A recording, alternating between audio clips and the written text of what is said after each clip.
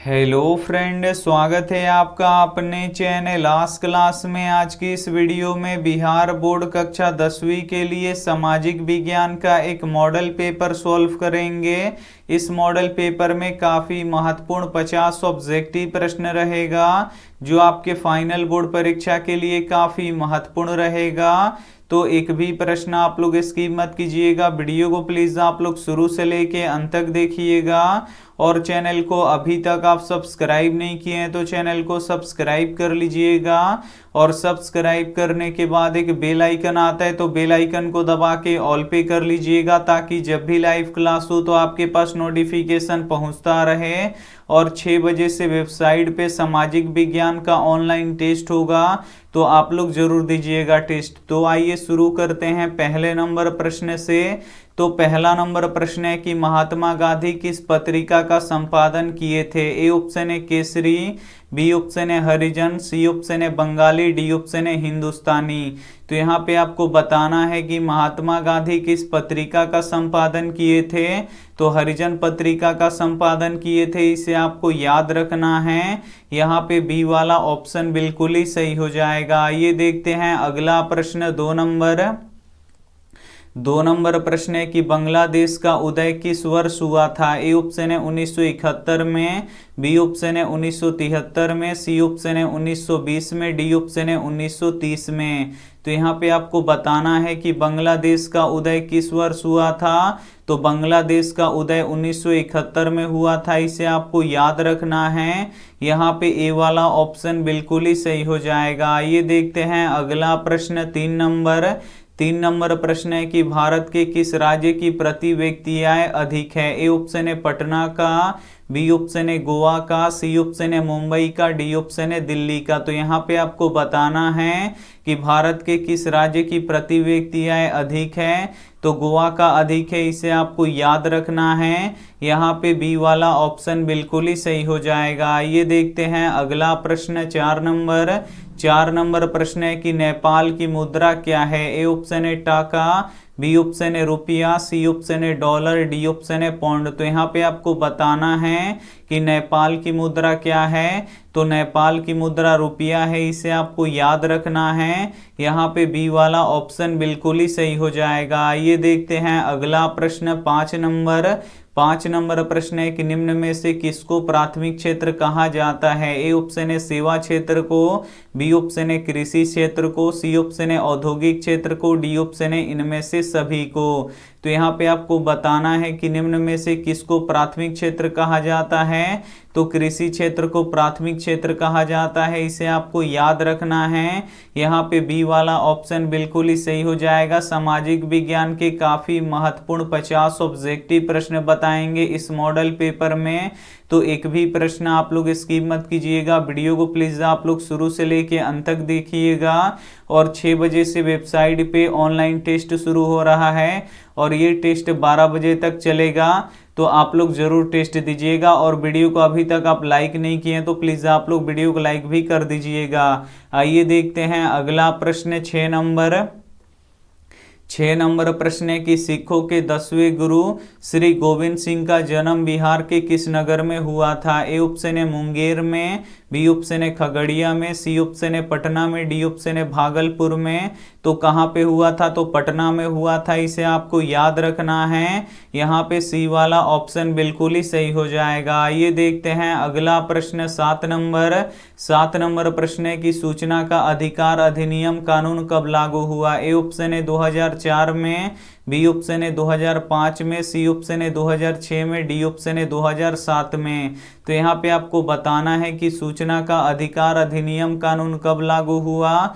तो 2005 में लागू हुआ, इसे आपको याद रखना है। यहाँ पे बी वाला ऑप्शन बिल्कुल ही सही हो जाएगा। ये देखते हैं अगला प्रश्न, 8 नंबर प्रश्न है कि टीपू सुल्तान कहाँ के शासक थे। ए ऑप्शन है मैसूर के, बी ऑप्शन है शिमला के, सी ऑप्शन है कश्मीर के, डी ऑप्शन है दिल्ली के। तो यहाँ पे आपको बताना है कि टीपू सुल्तान कहाँ के शासक थे। तो टीपू सुल्तान मैसूर के शासक थे, इसे आपको याद रखना है।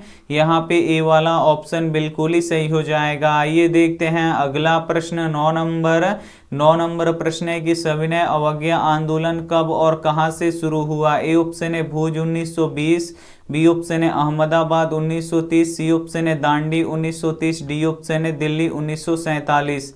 तो यहाँ पे आपको बताना है कि सविनय अवज्ञा आंदोलन कब और कहां से शुरू हुआ। तो 1930 को ये शुरू हुआ और कहां से शुरू हुआ, तो दांडी से शुरू हुआ। यहाँ पे सी वाला ऑप्शन बिल्कुल ही सही हो जाएगा। आइए देखते हैं अगला प्रश्न 10 नंबर।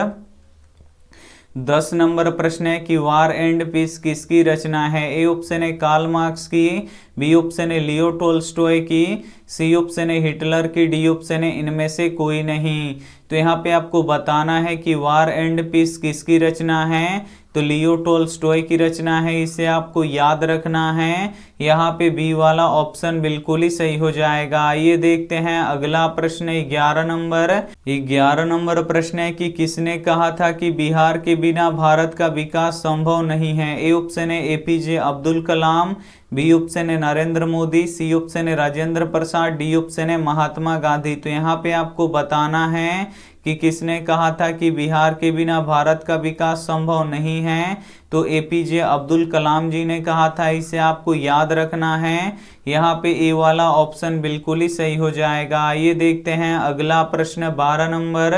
12 नंबर प्रश्न है कि भारत का सबसे बड़ा बंदरगाह है। ए ऑप्शन है मुंबई, बी ऑप्शन है चेन्नई, सी ऑप्शन है कोलकाता, डी ऑप्शन है कांडला। तो यहाँ पे आपको बताना है कि भारत का सबसे बड़ा बंदरगाह है तो मुंबई का बंदरगाह है, इसे आपको याद रखना है। यहाँ पे ए वाला ऑप्शन बिल्कुल ही सही हो जाएगा। आइए देखते हैं अगला प्रश्न 13 नंबर। 13 नंबर प्रश्न है कि सर्वाधिक वर्षा होती है। ए ऑप्शन है पूर्णिया में, बी ऑप्शन है चेरापूंजी में, सी ऑप्शन है कोची में, डी ऑप्शन है मानसिंगराम में। तो यहाँ पे आपको बताना है कि सर्वाधिक वर्षा होती है तो सर्वाधिक वर्षा कहाँ पे होती है, तो मानसिंगराम में होती है, इसे आपको याद रखना है। यहाँ पे डी वाला ऑप्शन बिल्कुल ही सही हो जाएगा। आइए देखते हैं अगला प्रश्न 14 नंबर। 14 नंबर प्रश्न है कि भारतीय राष्ट्रीय कांग्रेस का स्थापना कब हुआ था। ए ऑप्शन है 1885 में, बी ऑप्शन है 1890 में, सी ऑप्शन है 1895 में, डी ऑप्शन है 1900 में।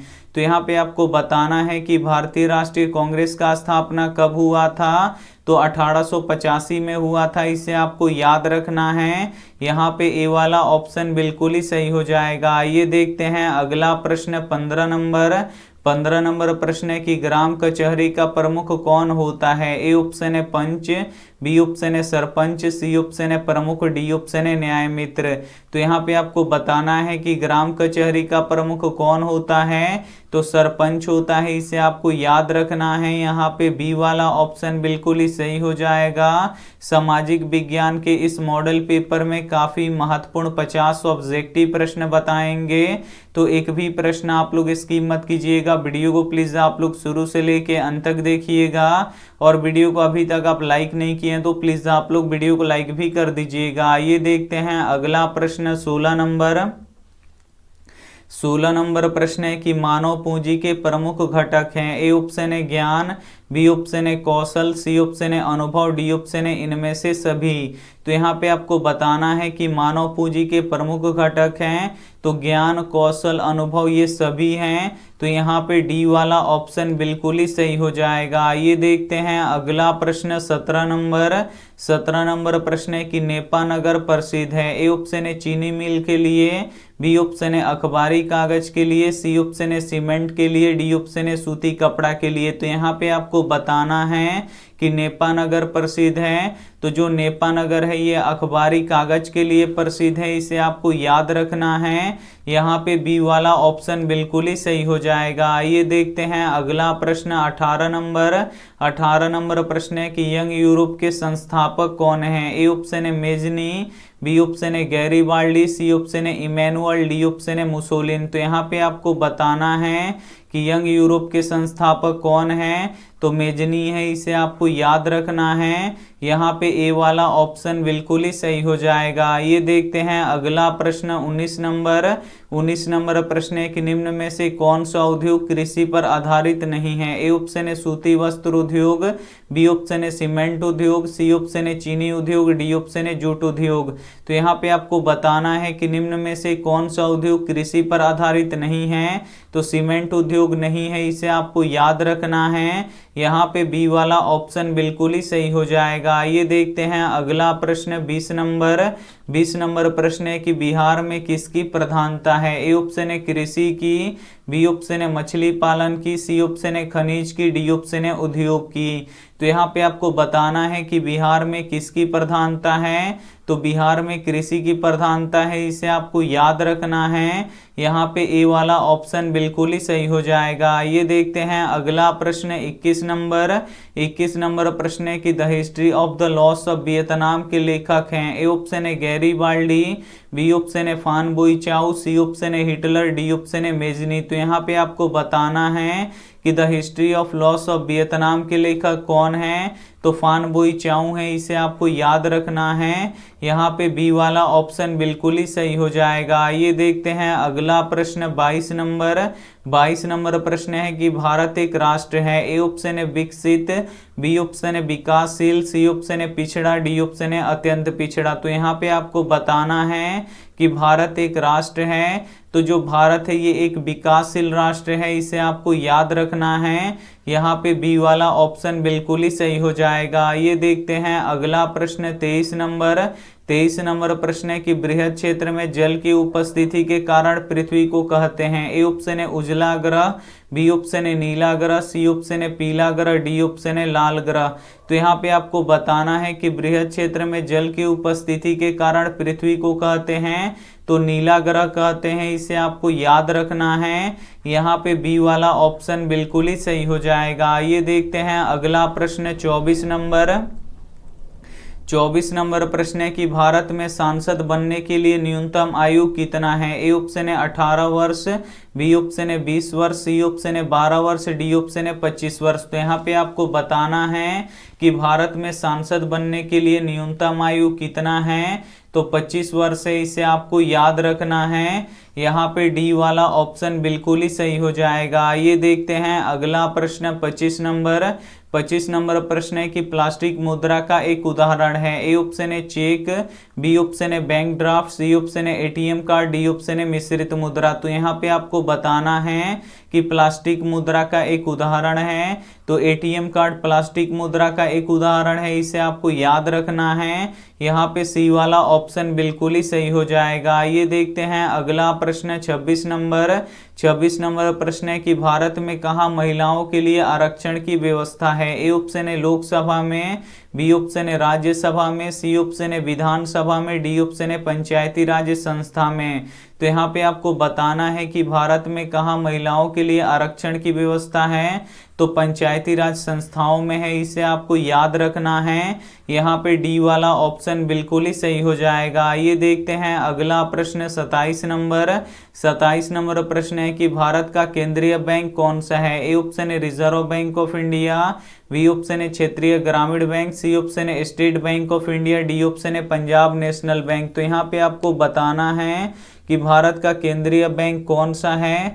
तो भारत का केंद्रीय bank reserve Bank of India है, इसे आपको याद रखना है। यहाँ पे ए वाला ऑप्शन बिल्कुल ही सही हो जाएगा। ये देखते हैं अगला प्रश्न 28 नंबर प्रश्न है कि सबसे अधिक पक्की सड़कों की लंबाई वाला राज्य है। ए ऑप्शन है बिहार, बी ऑप्शन है महाराष्ट्र, सी ऑप्शन है तमिलनाडु, डी ऑप्शन है केरल। तो यहाँ पे आपको बताना है कि सबसे अधिक पक्की सड़कों की लंबाई वाला राज्य है तो महाराष्ट्र है, इसे आपको याद रखना है। यहाँ पे बी वाला ऑप्शन बिल्कुल ही सही हो जाएगा। ये देखते हैं अगला प्रश्न 29 नंबर प्रश्न है कि अंतर्राष्ट्रीय महिला दिवस कब मनाया जाता है। ए ऑप्शन है 7 मार्च को, बी ऑप्शन है 8 मार्च को, सी ऑप्शन है 5 मार्च को, डी ऑप्शन है 6 मार्च को।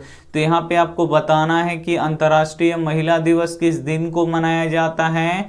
तो ये 8 मार्च को मनाया जाता है, इसे आपको याद रखना है। यहाँ पे बी वाला ऑप्शन बिल्कुल ही सही हो जाएगा। ये देखते हैं अगला प्रश्न 30 30 नंबर प्रश्न है कि सांगपो किस नदी का उपनाम है? ए ऑप्शन है गंगा नदी का, बी ऑप्शन है गोदावरी नदी का, सी ऑप्शन है सतलज नदी का, डी ऑप्शन है ब्रह्मपुत्र नदी का। तो यहाँ पे आपको बताना है कि सांगपो किस नदी का उपनाम है, तो ब्रह्मपुत्र नदी का उपनाम है, इसे आपको याद रखना है। यहाँ पे डी वाला ऑप्शन बिल्कुल ही सही हो जाएगा। इस मॉडल पेपर में काफी महत्वपूर्ण 50 ऑब्जेक्टिव प्रश्न बताएंगे, तो एक भी प्रश्न आप लोग स्किप मत कीजिएगा। वीडियो को प्लीज आप लोग शुरू से लेके अंत तक देखिएगा, और वीडियो को अभी तक आप लाइक नहीं किए तो प्लीज आप लोग वीडियो को लाइक भी कर दीजिएगा। आइए देखते हैं अगला प्रश्न 31 नंबर प्रश्न है कि सिंधु जल समझौता कब हुआ था? ए ऑप्शन है 1950 को, बी ऑप्शन है 1955 को, सी ऑप्शन है 1960 को, डी ऑप्शन है 1965 को। तो यहाँ पे आपको बताना है कि सिंधु जल समझौता कब हुआ था। तो सिंधु जल समझौता 1960 को हुआ था, इसे आपको याद रखना है। यहाँ पे सी वाला ऑप्शन बिल्कुल ही सही हो जाएगा। आइए देखते हैं अगला प्रश्न 32 नंबर प्रश्न है कि आयु के आधार पर जलोढ़ मिट्टी को कितने वर्गों में बांटा गया है? ए ऑप्शन है 2, बी ऑप्शन है 4, सी ऑप्शन है 3, डी ऑप्शन है 5। तो यहाँ पे आपको बताना है कि आयु के आधार पर जलोढ़ मिट्टी को कितने वर्गों में बांटा गया है। तो 2 वर्गों में बांटा गया है, इसे आपको याद रखना है। यहाँ पे ए वाला ऑप्शन बिल्कुल ही सही हो जाएगा। ये देखते हैं अगला प्रश्न 33 नंबर प्रश्न है कि भारत में लगभग कितना खनिज पाया जाता है? ए ऑप्शन है 50, बी ऑप्शन है 100, सी ऑप्शन है 150, डी ऑप्शन है 200। तो यहाँ पे आपको बताना है कि भारत में लगभग कितने खनिज पाए जाते हैं। तो लगभग 100 खनिज पाए जाते हैं, इसे आपको याद रखना है। यहाँ पे बी वाला ऑप्शन बिल्कुल ही सही हो जाएगा। ये देखते हैं अगला प्रश्न 34 नंबर प्रश्न है कि सरदार सरोवर बांध किस नदी पर स्थित है? ए ऑप्शन है सतलज नदी पर, बी ऑप्शन है नर्मदा नदी पर, सी ऑप्शन है गोदावरी नदी पर, डी ऑप्शन है कावेरी नदी पर। तो यहाँ पे आपको बताना है कि सरदार सरोवर बांध किस नदी पर स्थित है। तो ये नर्मदा नदी पर स्थित है, इसे आपको याद रखना है। यहाँ पे बी वाला ऑप्शन बिल्कुल ही सही हो जाएगा। ये देखते हैं अगला प्रश्न 35 नंबर प्रश्न है कि काला हीरा किसे कहा जाता है? ए ऑप्शन है ग्रेफाइट को, बी ऑप्शन है ग्रीस को, सी ऑप्शन है कोयला को, डी ऑप्शन है चूना पत्थर को। तो यहाँ पे आपको बताना है कि काला हीरा किसे कहा जाता है। तो काला हीरा कोयला को कहा जाता है, इसे आपको याद रखना है। यहाँ पे सी वाला ऑप्शन बिल्कुल ही सही हो जाएगा। ये देखते हैं अगला प्रश्न 36 नंबर प्रश्न है कि हरित क्रांति का प्रमुख उपज क्या है? ए ऑप्शन है गेहूं, बी ऑप्शन है धान, सी ऑप्शन है गन्ना, डी ऑप्शन है कहवा। तो यहाँ पे आपको बताना है कि हरित क्रांति का प्रमुख उपज क्या है। तो गेहूं है, इसे आपको याद रखना है। यहाँ पे ए वाला ऑप्शन बिल्कुल ही सही हो जाएगा। ये देखते हैं अगला प्रश्न 37 नंबर प्रश्न है कि दाल किस पौष्टिक अंश का स्रोत है? ए ऑप्शन है प्रोटीन का, बी ऑप्शन है वसा का, सी ऑप्शन है कार्बोहाइड्रेट का, डी ऑप्शन है क्षार का। तो यहाँ पे आपको बताना है कि दाल किस पौष्टिक अंश का स्रोत है। तो जो दाल है ये प्रोटीन का स्रोत है, इसे आपको याद रखना है। यहाँ पे ए वाला ऑप्शन बिल्कुल ही सही हो जाएगा। ये देखते हैं अगला प्रश्न 38 नंबर प्रश्न है कि भारत में किस प्रकार की कॉफी उगाई जाती है? ए ऑप्शन है चीनी, बी ऑप्शन है ब्राजीलियन, सी ऑप्शन है अरेबिका, डी ऑप्शन है अमेरिकन। तो यहाँ पे आपको बताना है कि भारत में किस प्रकार की कॉफी उगाई जाती है।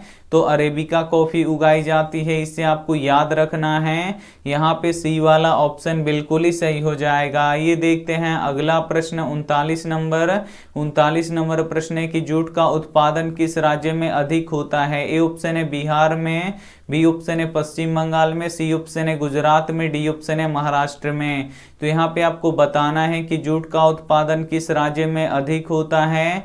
तो पश्चिम बंगाल में सबसे अधिक होता है, इसे आपको याद रखना है। यहाँ पे बी वाला ऑप्शन बिल्कुल ही सही हो जाएगा। ये देखते हैं अगला प्रश्न 40 नंबर प्रश्न है कि भारतीय अर्थव्यवस्था का मूल आधार क्या है? ए ऑप्शन है उद्योग, बी ऑप्शन है कृषि, सी ऑप्शन है व्यापार, डी ऑप्शन है खनन। तो यहाँ पे आपको बताना है कि भारतीय अर्थव्यवस्था का मूल आधार क्या है, तो कृषि है, इसे आपको याद रखना है। यहाँ पे बी वाला ऑप्शन बिल्कुल ही सही हो जाएगा। आइए देखते हैं अगला प्रश्न 41 नंबर।